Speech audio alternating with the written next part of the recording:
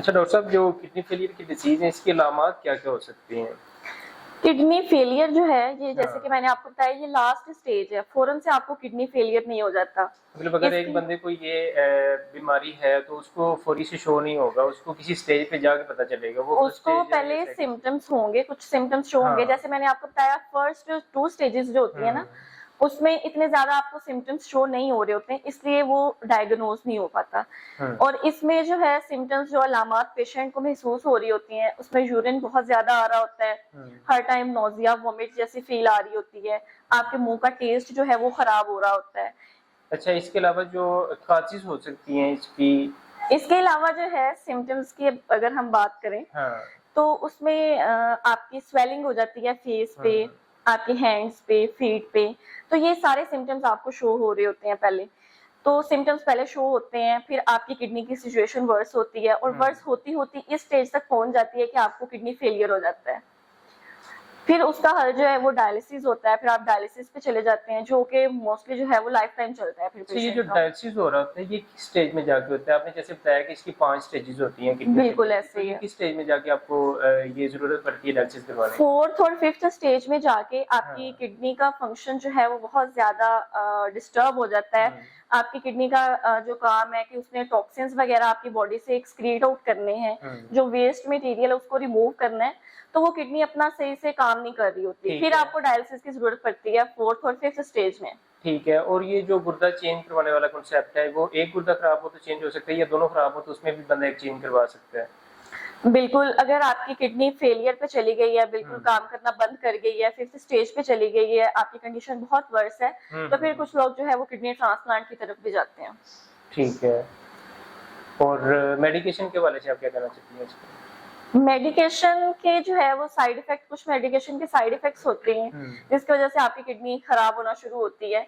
लेकिन मैं ये कहूँगी कि स्टार्टिंग में अगर आपको डायबिटीज़ है या ब्लड हुँ। प्रेशर का मसला है, क्योंकि ये एक बहुत बड़ा कॉज़ है कि हाँ, अगर बिल्कुल। जैसे आपको पता ही होगा कि हमारे आजकल के लोगों में शुगर कितनी कॉमन है।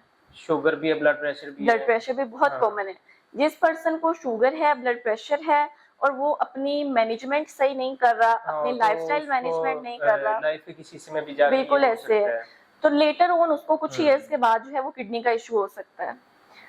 तो डायबिटीज और ब्लड प्रेशर जो है ये मेजरली इफेक्ट करते हैं। डायबिटीज में क्या होता है कि आपकी शुगर लेवल ही कंट्रोल नहीं है, शुगर हुँ, लेवल हुँ, आपका हुँ। इतना बढ़ गया कि वो आपके फिर बॉडी में किसी भी किडनी पे पार्ट इफ़ेक्ट पे कर जाता है। इफेक्ट कर सकता है, फिर हुँ। उसमें किडनी भी आती है। तो जैसा कि आपने बताया कि ये अगर 2 डिज़ीज़ हों तो ये एक एज के किसी हिस्से पे जाके फिर इफ़ेक्ट करती हैं गुर्दों पे।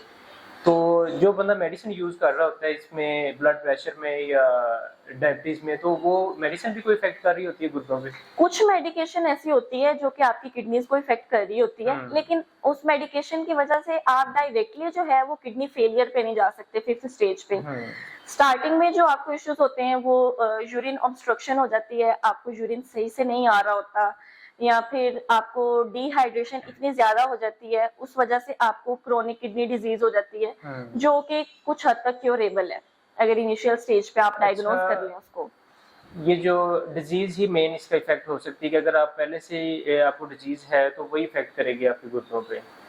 बिल्कुल ऐसे ही है, हुँ, कुछ लोग ऐसे भी होते हैं जिनकी फैमिली हिस्ट्री में होती है, हुँ। ठीक है, तो जीन्स में होती है, जेनेटिकली भी उनको हो जेनेटिकली भी सकती है। उनको हो सकती है। कुछ लोगों का लाइफस्टाइल ऐसा होता है हुँ। कि वो वाटर इनटेक अच्छा नहीं कर रहे होते, उस वजह से भी हो जाती है।